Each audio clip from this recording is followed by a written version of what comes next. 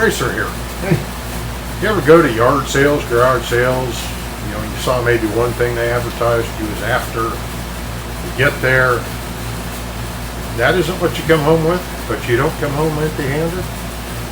Let me show you what I picked up just here recently. Picked up this medical cart. Got some 5-inch casters on it. It can do the full swing, roll around. They're all casters. There's not, too fixed like a toolbox. Got a bunch of drawers here with little organizer trays in it. So I don't know if you want to put your wrenches in there, you want to put your particular nuts and bolts, whatever you're doing there. They're all removable. They even come with some stuff that it's a vacuum brake. I don't know exactly what that is. I imagine that's a check valve of some sort. Got some lag bolts, spares. But anyhow, we got all these drawers in here with the containers. There's a few spots that are empty. That's a pretty good size depth to some of these. Deep one. I suppose these are dividers you could put into anything. I think they're dividers. Bonus, whatever. But down in here, I don't know if you can see that. See if I can move this around and I'll check. See. Whoa. Whoa, horses. It's got a lockbox down in there. I'll swing you over there real quick.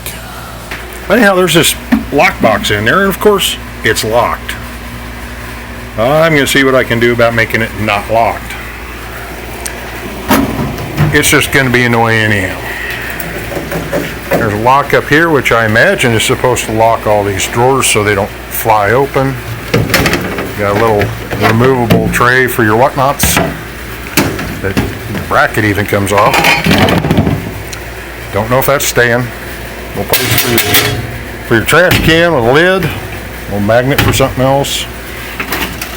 Your Dixie cup dispenser. That probably is not needed. And over on this side, we'll get you over here. Got your hand sanitizer dispenser. Could put some Gojo or something in there.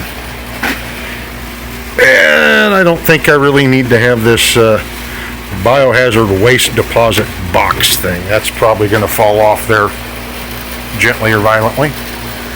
But hey, that's what this is. And look at the price tag. I couldn't pass it up, though it runs away from me. Yeah. I'm going to set the brake on this. But anyhow, here just a sec, I'll show you what else I didn't need that I got. Next up on the price was right, must have been, I bought it. This little Crescent tool kit. It's nothing special, got some sockets, extensions, more bits than you could shake a stick at, and Allen wrenches of the metric variety, plug sockets, and a few wrenches. This will be handy in the trunk of a car that we don't expect to break down.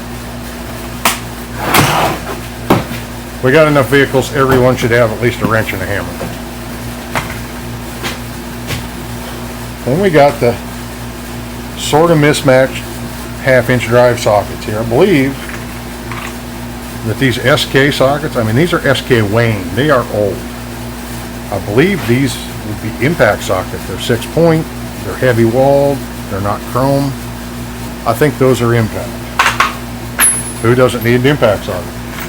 Not sure what I need a 1-inch square for, but I got one now.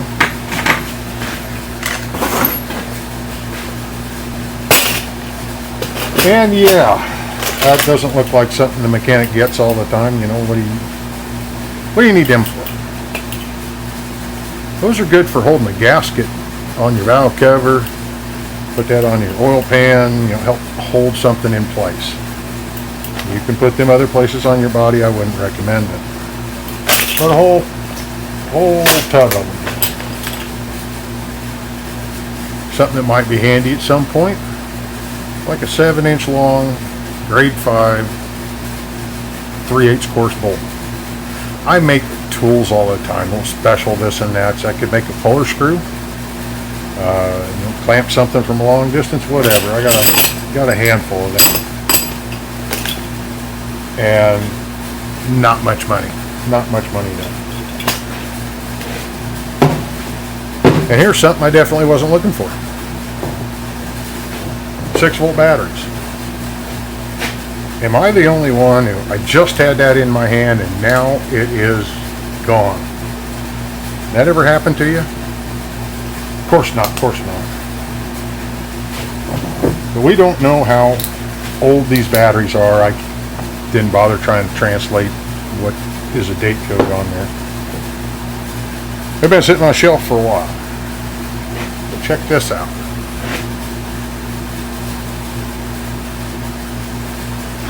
A little over 6. Over 6. Over 6. And over 6. All about the same. 1.6 over 6 or something, you know. If you hook two of them together, you got 12 volts. You could run a little something. You could power a light or LEDs, or maybe make a little backup battery for charging your phone. Whatever. They were get them out of here price. So I had to. I couldn't help it. One more thing I got here. Got this little homemade box. And it says knockout punches. Some of you know what those are. I had to look. I mean, I knew what they were. I had to look to see if that's what was in here. Greeley brand. Heard of them. Actually have one. That's a pretty good sized knockout punch there. What does it say? 2-inch, I think it says. 2-inch punch. And here we've got a, what size is this one? We got a size, I don't know what size it is. If I read enough places, maybe it'll tell me, maybe I'll just have to get a tape measure. I don't know how to use that though. Oh, there it is, 1.5 inches. And got another screw for that. We've got another one that is a 3/4, and I think that is the conduit size, not the actual diameter here. So this is probably closer to 1 inch. And then we got the littler one that's a 1/2 inch. Yeah, that's got to be for the conduit fitting with the nut on it that clamps the fitting on the box, whatever. Got that one. Another one that uses one of these big screws. And that one looks to be a 1 inch.